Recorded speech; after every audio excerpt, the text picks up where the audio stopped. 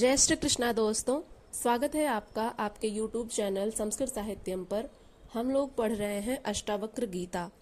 कल तक हमने पढ़ा था ऋषि अष्टावक्र राजा जनक से कहते हैं तू स्वयं ही ब्रह्म है।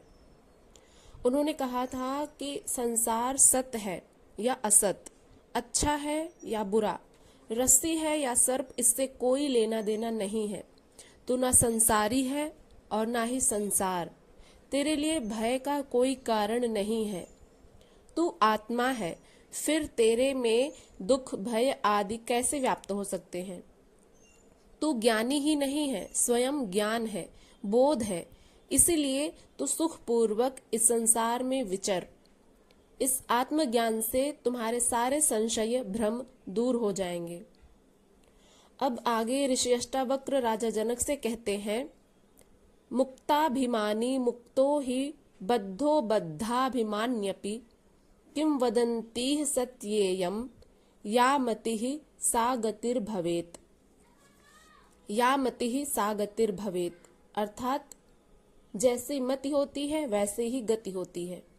ऋषि अष्टावक्र जी कहते हैं कि मुक्ति का अभिमानी मुक्त है और बद्ध का अभिमानी बद्ध, यानी जो स्वयं को मुक्त मानता है वह सच में मुक्त रहता है, और जो स्वयं को बंधन में ही बांधे रखता है और यह सोचता है कि वह बंधा हुआ है, तो उसका अभिमानी बंधा हुआ ही होता है। अर्थात यहाँ यह बात बिल्कुल सटीक बैठती है कि जैसी मति होती है वैसे ही गति होती है। अष्टावक्र जी कहते हैं कि जैसी मति होती है वैसे ही गति होती है। यह अध्यात्म का एक सूत्र है। एक सूत्र और है कि अंत मति सो गति, अर्थात अंत के समय जैसी मति होती है वैसी ही गति होती है। इस मत की पुष्टि के लिए कई कथाएं हैं। जैसे हम लोग श्रीमद् भगवद गीता में पढ़े हैं कि भगवान श्री कृष्ण उसमें अर्जुन से कहते हैं कि अनासक्त पुरुष कर्म करता हुआ परम पद को प्राप्त होता है। जनक आदि ज्ञानी जन भी आसक्ति रहित होकर कर्म द्वारा ही परम सिद्धि को प्राप्त हुए हैं। गीता के 3 अध्याय के 20वें श्लोक में भगवान श्री कृष्ण अर्जुन से कहते हैं, कर्मणैव हि संसिद्धिं मा स्थिता जनकादयः लोक संग्रह में वापि संपश्यन कर्तुमर्हसि। इसका अर्थ अभी अभी हमने बताया कि जनक आदि ज्ञानी जन भी आसक्ति रहित कर्म द्वारा ही परम सिद्धि को प्राप्त हुए थे, इसलिए तथा लोक संग्रह को देखते हुए भी तुम कर्म करने के ही योग्य हो, अर्थात तुम्हें कर्म करना ही उचित है। ऐसा भगवान श्री कृष्ण अर्जुन से कह रहे थे। और गीता के 2 अध्याय के 50वें श्लोक में भगवान श्री कृष्ण अर्जुन से क्या कहते हैं, बुद्धि युक्तो जहातीह उभे सुकृत दुष्कृते तस्माद् योगाय युज्यस्व योगः कर्मसु कौशलम। अर्थात समबुद्धि युक्त पुरुष पाप और पुण्य दोनों को इसी लोक में त्याग देता है, अर्थात उनसे मुक्त हो जाता है। इससे तो समत्व रूप योग में लग जा। यह समत्व रूप योग ही कर्मों में कुशलता है, अर्थात कर्म बंधन से छूटने का उपाय है। दोस्तों, अब ऋषि अष्टावक्र जी कहते हैं कि जैसे जो योग में स्थित होकर कर्म करता है वह भी मुक्ति का अधिकारी है। अध्यात्म में ऐसे अनेकों उदाहरण हैं जिनसे यह सिद्ध होता है कि कर्म बंधन नहीं है, उनके प्रति जो आसक्ति है, जो राग है, वही बंधन है। हम बार बार अपनी वीडियो में एक श्लोक बोलते हैं जो गीता के 2 अध्याय का 47वां श्लोक है और बहुत ही प्रसिद्ध श्लोक है। उसको लोग आमतौर पर उदाहरण देते हुए अपनी बात की पुष्टि करते हैं। जैसे वो श्लोक इस प्रकार से, कर्मण्येवाधिकारस्ते माँ फलेषु कदाचन माँ कर्म फल हेतुर्भूर्मा ते संगोत्स्व कर्मणि। इस श्लोक में भगवान श्री कृष्ण अर्जुन से कहते हैं कि कर्म के फल को त्याग दो, अर्थात उसमें जो आसक्ति है उसको त्याग देना है। कर्म को करते हुए उसके प्रति जो हमारे मन में परिणाम के प्रति जो आसक्ति रहती है, उस आसक्ति को ही भगवान श्री कृष्ण त्यागने के लिए कह रहे हैं। अर्थात पूरी तरह से अपने कर्म पर ध्यान दो और उसके प्रति जो आसक्ति है उसके परिणाम को परमात्मा पर छोड़ देना चाहिए, क्योंकि हमारा जो कर्तव्य है वह केवल कर्म करने में है, हमारा अधिकार केवल कर्म करने में है, ना कि उसके परिणाम के चिंता करने में। तो इसलिए यहाँ पर कई अनेक उदाहरण और भी मिल जाते हैं जो यह बताते हैं कि कर्म बंधन नहीं है, उनके प्रति जो आसक्ति होती है, जो राग है, वही बंधन है। बंधन के भय से कर्म छोड़ देना भी पाप है एवं आसक्ति त्याग कर कर्म करना भी मुक्ति का साधन है। अतः पाप पुण्य कर्म में नहीं, आसक्ति में है। निष्काम कर्म बंधन नहीं बनता है। इस कर्म के संबंध में बड़ी भ्रांत धारणाएं फैली हुई हैं कि कर्म बंधन का कारण है, किंतु वे कर्म बंधन बनते हैं जिनके प्रति हमारी आसक्ति राग, द्वेष, ईर्ष्या, बदला लेने की भावना आदि से किए जाते हैं। कर्म का कारण शरीर नहीं बल्कि मन है। पहले मन में विचार आते हैं, तब कर्म होता है। मृत्यु के बाद शरीर तो छूट जाता है, किंतु मन साथ जाता है। मन के साथ आपके विचार, वासनाएं, आकांक्षाएं, इच्छाएं, अपेक्षाएं आदि जुड़ी हैं। उपनिषद कहते हैं मन ही बंधन और मुक्ति का कारण है, क्योंकि हमारे मन में जैसी भावना होती है वैसी ही हमारी गति होती है। यादृशी भावना यस्य सिद्धिर्भवति तादृशी, अर्थात जिसकी जैसी भावना होती है उसको वैसी ही सिद्धि मिलती है। जाकी रही भावना जैसी प्रभु मूरत देखी तिन्ह तैसी। अब पत्थर में कुछ लोग को भगवान दिखाई देते हैं, लेकिन कुछ लोग उसे केवल पत्थर मानते हैं, तो यह भी हमारे मन की भावना ही है। तो इसलिए दोस्तों, ऋषि अष्टावक्र जी कहते हैं कि पाप पुण्य का फल ना कर्म में होता है ना उसके फल में, वह तो कर्ता की भावना में होता है। इसको एक अन्य उदाहरण के माध्यम से भी हम समझ सकते हैं। जैसे जब अदालतों में मुजरिम पेश होते हैं तो उनके निर्णायक जो होते हैं वे यह देखते हैं कि जो मुजरिम है उसकी भावना क्या थी, उसने जो जुर्म किया उसके पीछे उसकी क्या भावना थी। इसी बात को देखते हुए वे निर्णय लेते हैं। इसी तथ्य को अष्टावक्र जी कहते हैं कि मैं मुक्त हूँ, ऐसा जो मानता है वह मुक्त है, तथा जो स्वयं को बद्ध मानता है वह बद्ध है। जो स्वयं को ही बंधा हुआ महसूस करता है वह तो स्वयं में ही बंधा हुआ है, लेकिन जो स्वयं को मुक्त मानता है वह स्वयं भी मुक्त रहता है और दूसरों को भी बंधन में नहीं बांधता, क्योंकि वह स्वयं मुक्त है। जो लोग मुक्त रहते हैं, जो स्वतंत्र विचारधारा के होते हैं, वे ना तो स्वयं बंधते हैं और ना ही दूसरों को बांधना चाहते हैं। और जो लोग बंधे हुए हैं वे स्वयं तो बंधे ही हैं, लेकिन दूसरों को भी बांध कर रखना चाहते हैं। तो इसी बात को ऋषि अष्टावक्र जी कहते हैं कि केवल दृढ़ निश्चय के साथ मानना ही पर्याप्त है कि आप मुक्त हैं। आप जैसा सोचते हैं वैसा ही आप बन जाते हैं। मुक्ति जो है कर्म का परिणाम नहीं है, ज्ञान का फल होता है। आत्मा ज्ञानी भी यदि अपने को बद्ध मानता है तो वह भी मुक्त नहीं है, वासनाग्रस्त है। यदि कोई आत्मज्ञानी पुरुष है, वह अपने आप को बंधा हुआ महसूस कर रहा है, तो वह भी मुक्त नहीं है, बल्कि उसमें अभी भी वासनाएं शेष हैं। इसीलिए वह अपने आप को बंधा हुआ महसूस करता है। वासनाएं उसे फिर से खींच लेंगी। आत्मज्ञान के बाद भी उसे मुक्त की भावना करना आवश्यक है। ये सभी कर्म बंधन अज्ञानी के लिए हैं। अज्ञानी यदि यह मान भी ले कि मैं मुक्त हूँ, तो भी वह मुक्त नहीं हो सकता। ऐसा मानना पाखंड मात्र ही है।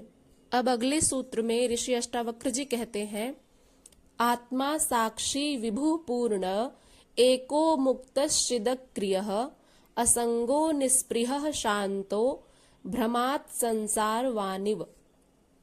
इसका अर्थ है आत्मा साक्षी है, विभु अर्थात व्यापक है, पूर्ण है, एक है, मुक्त है और चैतन्य स्वरूप है, क्रिया रहित है, असंग है, इच्छा रहित है, शांत है। यह भ्रांतिवश संसारी जैसा भासता है। आगे अष्टावक्र जी जनक से कहते हैं कि तुम आत्मा ही हो आत्मा तुम्हें प्राप्त नहीं करनी है, वह तुम्हें प्राप्त है। ऐसा भी नहीं है, क्योंकि ऐसा मानने से तुम्हारे व आत्मा में भिन्नता की प्रतीति होती है।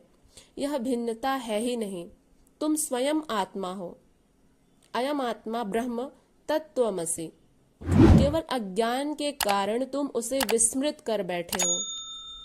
उसे ज्ञान द्वारा, बोध द्वारा जाग कर देखना मात्र है, पुनः स्मृति में लाना भर है और कुछ करना नहीं है। वे आत्मा का स्वरूप बताते हुए कहते हैं कि यह आत्मा साक्षी है, सबका दृष्टा है, यह सबको देखता है, किंतु इसे देखने वाला कोई नहीं है। यह व्यापक है, इसे सीमित नहीं किया जा सकता। यह पूर्ण है, ब्रह्म भी पूर्ण है, पूर्ण में से पूर्ण ही निकलता है। अतः आत्मा भी ब्रह्म जैसी पूर्ण है, उसमें कोई कमी नहीं है। जैसे माता बच्चे को जन्म देती है तो बच्चा भी पूर्ण ही होता है, किंतु माता की पूर्णता में कोई कमी नहीं आती। जैसे यदि अनेक संतानें हो जाएं माता के, तो वह माता पूर्ण ही बनी रहती है, इससे वह आधी नहीं हो जाती। ऐसा ही ब्रह्म व आत्मा है। इसी प्रकार ज्ञान, प्रेम, दया, करुणा आदि को बांटने से वह कभी कम नहीं होते। ब्रह्म एवं आत्मा एक जैसा ही है। ऐसे ही हैं ब्रह्म और आत्मा, उनमें कोई अंतर नहीं है। ईशावास्योपनिषद में एक श्लोक आता है, ओम पूर्णमदः पूर्णमिदं पूर्णात् पूर्णमुदच्यते पूर्णस्य पूर्णमादाय पूर्णमेवावशिष्यते।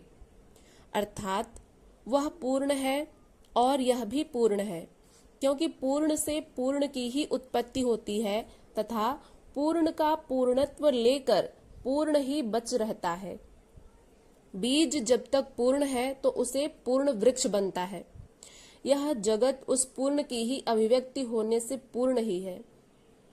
हमने अष्टावक्र गीता में यह भी पढ़ा था एक जगह कि उसमें ऋषि अष्टावक्र राजा जनक से कहते हैं, जो बीज होता है उसमें संपूर्ण वृक्ष, वह जो विशालकाय वृक्ष तैयार होता है, वह सब उस एक छोटे से बीज में ही निहित रहता है।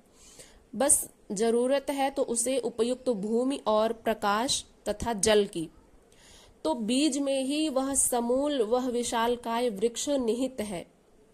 ठीक उसी प्रकार से बीज जब पूर्ण होता है तो उससे पूर्ण वृक्ष बनता है। यह जगत उस पूर्ण की ही अभिव्यक्ति होने से पूर्ण ही है। अतः अष्टावक्र जी कहते हैं कि यह आत्मा पूर्ण है, एक है। जब ब्रह्म एक है तो आत्मा भी एक ही है। खुले आकाश, घड़े के भीतर के आकाश व शरीर के भीतर के आकाश में भिन्नता नहीं है, उसी प्रकार आत्मा में भिन्नता नहीं है।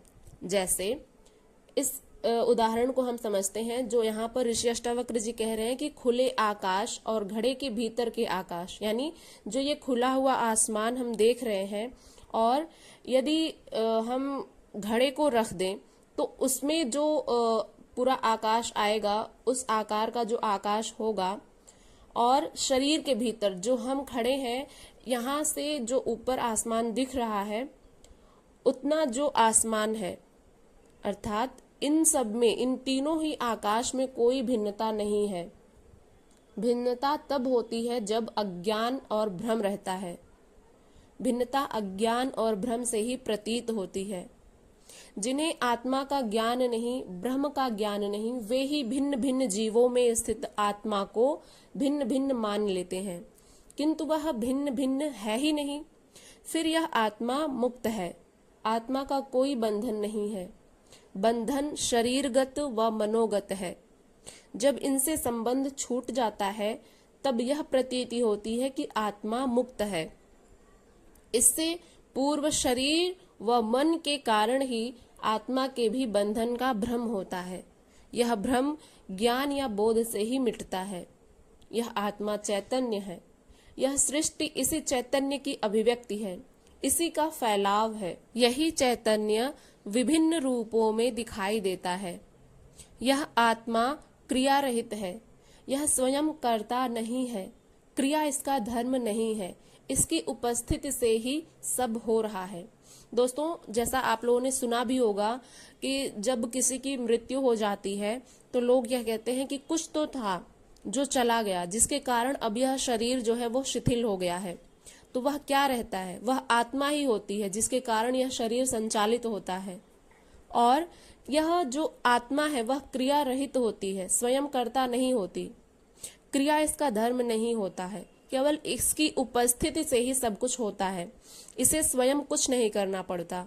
यह यदि शरीर में उपस्थित है तो शरीर क्रिया करता है, इसकी अनुपस्थिति में शरीर शिथिल हो जाता है।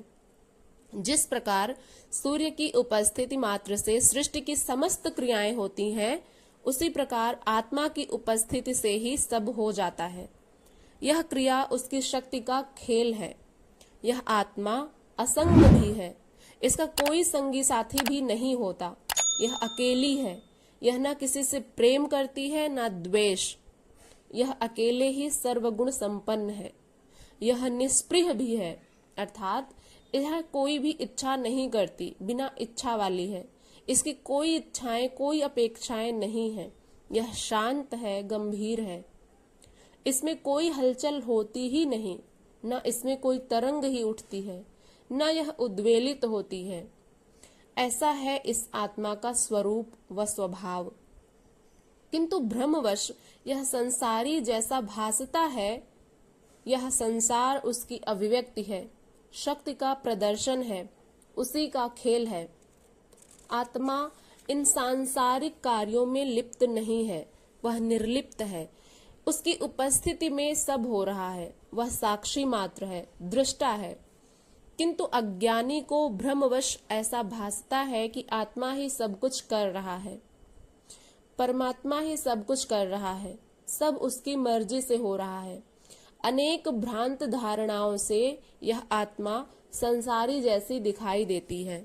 दोस्तों, आज की इस वीडियो में हमने जाना कि आत्मा साक्षी है, व्यापक है, पूर्ण है और चैतन्य स्वरूप है। जिसकी जैसी मति होती है वैसी ही उसकी गति होती है। ऋषि अष्टावक्र के इन वचनों को सुनकर आपको कैसा अनुभव होता है, कृपया आप अपने विचार इस वीडियो के कमेंट बॉक्स में अवश्य ही साझा करिएगा। वीडियो पसंद आए तो इसे एक लाइक अवश्य करिएगा। चैनल पर यदि नए हैं तो सब्सक्राइब करके बेल आइकन प्रेस करिएगा, ताकि आने वाली हर वीडियो की नोटिफिकेशन आप तक सबसे पहले पहुंचे और आप उसे सुन करके लाभान्वित हो सकें। दोस्तों, इसी तरह की और नॉलेजेबल वीडियोस देखने के लिए बने रहिए हमारे संस्कृत साहित्यन चैनल पर। इसी तरह के कंटेंट हम आपके लिए लेकर आते रहते हैं। चलिए मिलते हैं किसी अन्य टॉपिक के साथ। और यदि आप कोई अन्य टॉपिक सुझाव करना चाहते हैं जिस पर वीडियो हम बनाएं, तो अवश्य ही उसको भी शेयर करिएगा, हम उस पर वीडियो बना देंगे। चलिए मिलते हैं अगली वीडियो के साथ। तब तक के लिए अपना खूब सारा ध्यान रखिएगा। हंसते रहिए, मुस्कुराते रहिए और प्रसन्न रहिए। जय श्री कृष्ण।